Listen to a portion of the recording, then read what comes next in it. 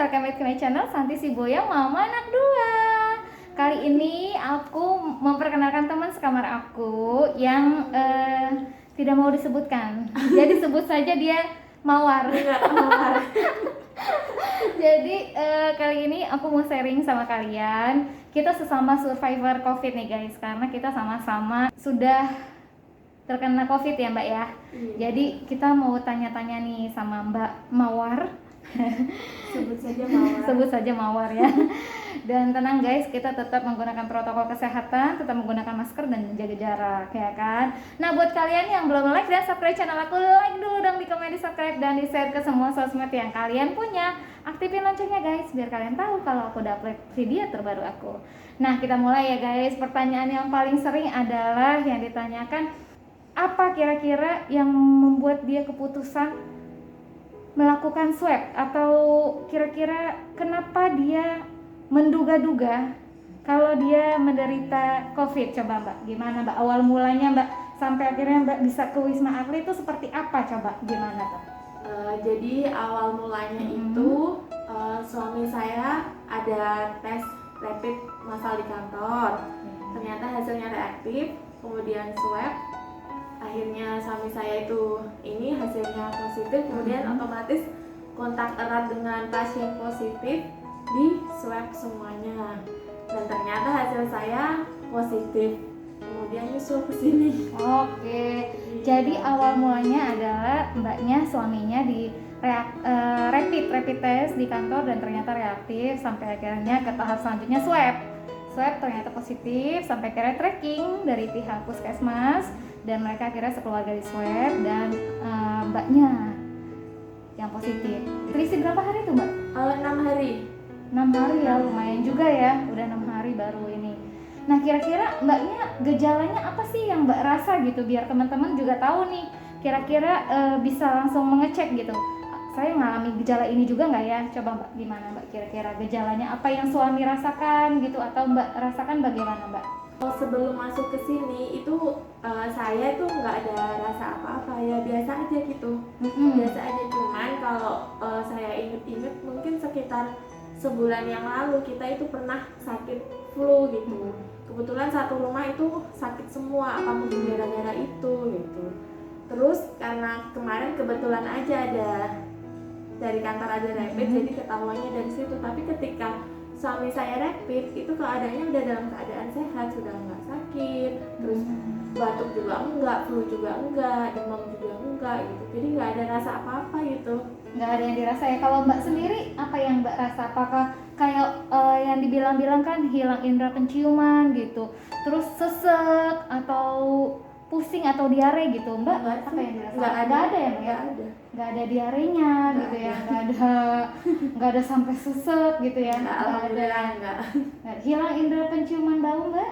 Ya kemarin sih sempat, tapi habis itu ya kayak orang pilek biasa kan mungkin ada sedikit hilang gitu. Cuman saya enggak lah gitu. Orang saya juga nggak pernah kemana-mana gitu kan, di rumah aja, udah jarang ketemu sama temen gitu kan. Jadi kita nggak ngarah ke situ lah gitu. Jika dikasih tahu gitu kalau suami positif COVID gitu, perasaan Mbak bagaimana pertama kali itu tahu gitu? Ya kaget sih, cuman karena saya ngelihat posisi suami juga baik-baik gitu keadaannya, jadinya juga tenang, tetap positive thinking, nggak apa-apa gitu kan. Gitu. Terus pas ternyata tahu mbaknya juga positif, bagaimana tuh Mbak? Nah kalau yang itu drama banget ya kayaknya. Coba dramanya tuh seperti apa ya, kan kita mau tahu nih. Soalnya kan saya punya anak 2, masih kecil-kecil, kebetulan umurnya baru 6 sama 4 tahun. Nah itu dia yang bikin drama mungkin ya, harus bisa sama anak-anak. Jadinya terus kebetulan kita di sini juga jauh kan dari keluarga, jadi ya itu yang agak berat, agak jadi beban pikiran gitu kan. Tapi alhamdulillah anak-anak saya negatif. Ya ini sama neneknya di kampung. Iya ya. Kenapa memutuskan akhirnya ke Wisma Atlet gitu? Padahal kan kayaknya info-info kayaknya menyeramkan gitu. Gimana tuh Mbak? Pertama saya karena ini ya pertama browsing lihat YouTube. kondisi Wisma Atlet itu kayak gimana. Ternyata nggak seseram yang inilah yang kita pikirkan gitu kan. Terus suami juga udah ada di sini, jadi paling nggak udah tahu gambarnya seperti apa. Terus kalau saya pikir-pikir nih, kalau misalnya saya isolasi di rumah, kayaknya tuh lebih stres gitu.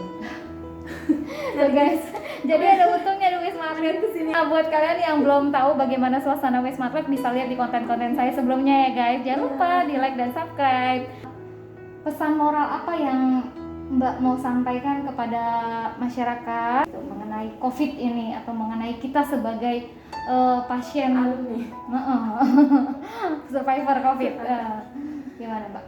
Pesan-pesan saya sih untuk ini ya, lebih menjaga protokol kesehatan tadi. Semua COVID ini kan nggak kelihatan gitu ya, jadi ya jangan sampai lengah. Mungkin kita di awal-awal kemarin waktu PSBB pertama kayak gitu kita ini banget, tapi semakin ke belakang kayaknya udah capek, jenuh. Nah, di saat kita lengah itulah ternyata kita bisa terkena. Jadi harus tetap guys, harus tetap protokol kesehatan, ingat 3M, mencuci tangan, menjaga jarak, dan menggunakan masker guys. Setuju nggak sih dengan paradigma orang-orang tuh kalau misalkan si Anu terkena COVID gitu, terus kita langsung kayaknya tuh jauh gitu. Gimana tuh Mbak perasaan Mbak gitu, atau pengalaman Mbak gitu ketika Mbak COVID? Kira-kira di lingkungan Mbak sendiri tuh seperti apa menanggapinya gitu? Memang ini ada bermacam-macam tanggapan. Ada yang nanggapinya positif, ada yang negatif gitu kan. Itu udah biasa, wajar lah gitu. Mungkin kalau yang negatif mungkin itu edukasinya belum nyampe gitu. Sebenarnya kita kalau misalnya teman kita atau saudara kita atau apapun lah, siapapun gitu yang kena penyakit ini, ya kita tanggapinya jangan terlalu berlebihan aja gitu. Tetap kasih semangat gitu, kasih dukungan gitu.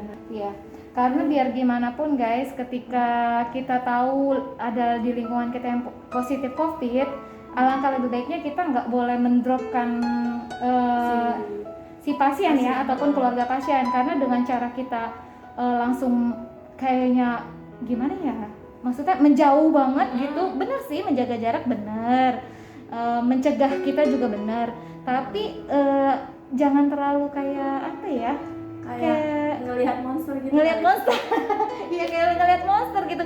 Karena kayak begitu tuh kita tuh sebagai si pasien COVID, imun kita bisa drop loh.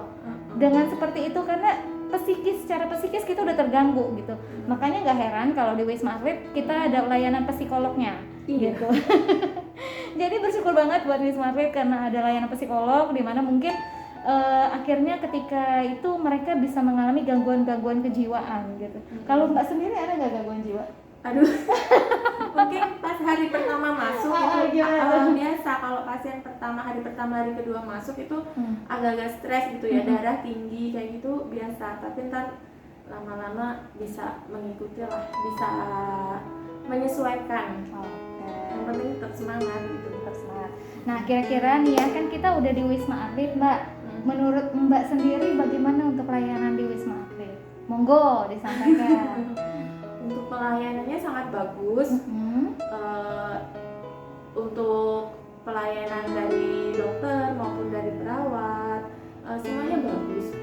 Saya kira luar biasa lah, mereka semangatnya juga sangat luar biasa gitu. Jadi kita juga harus semangat untuk sembuh. Betul. Sharing kepada kalian biar kalian ketika nanti mengalaminya kalian jangan drop gitu. Jangan panik gitu, karena ya mudah-mudahan dengan sharing kita ini bermanfaat gitu ya. Guys, jadi tadi udah tahu ya gimana gejala yang Mbak hadapi gitu, karena setiap orang berbeda-beda untuk mengetahui gejala yang dipaparkan oleh si COVID nih guys gitu. Jadi ada yang bergejala, ada yang dia mungkin baru ngerasainnya sebulan yang lalu, bener sih gitu. Mbaknya kan kayak mbaknya udah sebulan yang lalu, bener, mereka tuh hampir sekeluarga itu mengalami flu gitu. Tapi mereka juga nggak nyangka kalau ternyata itu masih terdampak ke sekarang gitu. Si COVID-nya masih terdetek gitu, masih terbaca gitu. Jadi ya kita tetap harus jaga kesehatan. dan mencuci tangan, dan benar hindari kerumunan karena kita nggak pernah tahu siapa pembawa COVID itu guys gitu. Jadi terkadang walaupun kita ngerasa dia teman kita, dia sahabat kita, dia saudara kita, tapi penting banget yang namanya 3M itu guys, menjaga jarak, mencuci tangan dan menggunakan masker gitu.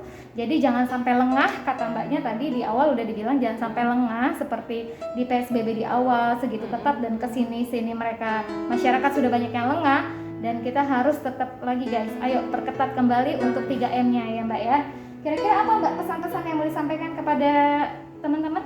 Mudah-mudahan wabah pandemi ini segera berakhir. Amin. Mudah-mudahan kita semua selalu dalam perlindungan Tuhan, diberi kesehatan. Udah itu aja. Oke, gitu aja guys sharing-sharing kita. Jangan lupa ya guys, di like, di komen, di subscribe, dan di share ke semua sosmed yang kalian punya. Semoga video ini bermanfaat ya guys. Sehat-sehat buat semuanya. See you.